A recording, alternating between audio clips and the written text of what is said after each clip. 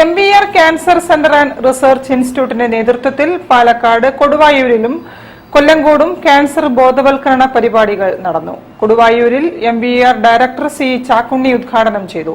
ഭക്ഷണ നിയന്ത്രണത്തിലൂടെ ക്യാൻസറിനെ നേരിടാൻ കഴിയുമെന്ന് ഡോക്ടർ C. നിർമ്മൽ പരിപാടിയിൽ പറഞ്ഞു. കോഴിക്കോട് MBR ക്യാൻസർ സെന്ററും കൊല്ലങ്കോട് മർച്ചന്റ്സ് കോഓപ്പറേറ്റീവ് സൊസൈറ്റിയും ചേർന്ന് കൊല്ലങ്കോട് C. വാസുദേവ മേനോൻ സ്മാരക ഹാളിൽ നടത്തിയ ക്യാൻസർ പ്രതിരോധ ബോധവൽക്കരണ ക്ലാസ് കൊല്ലങ്കോട് ഗ്രാമപഞ്ചായത്ത് പ്രസിഡന്റ് K. സത്യപാൽ ഉദ്ഘാടനം ചെയ്തു.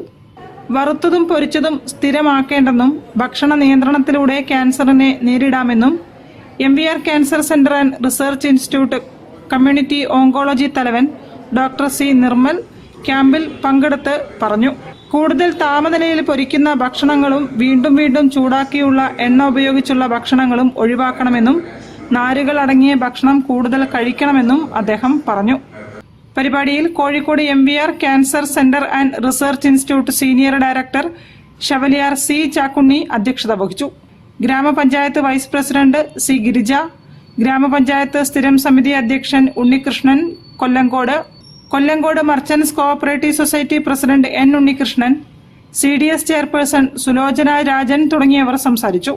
ഉച്ചകഴിഞ്ഞ് കാലിക്കറ്റ് യൂണിവേഴ്സിറ്റി എഡ്യൂക്കേഷൻ സെന്റർ കൊടുവായൂരിലും ക്യാൻസർ പ്രതിരോധ ബോധവൽക്കരണ ക്ലാസ് സംഘടിപ്പിച്ചു.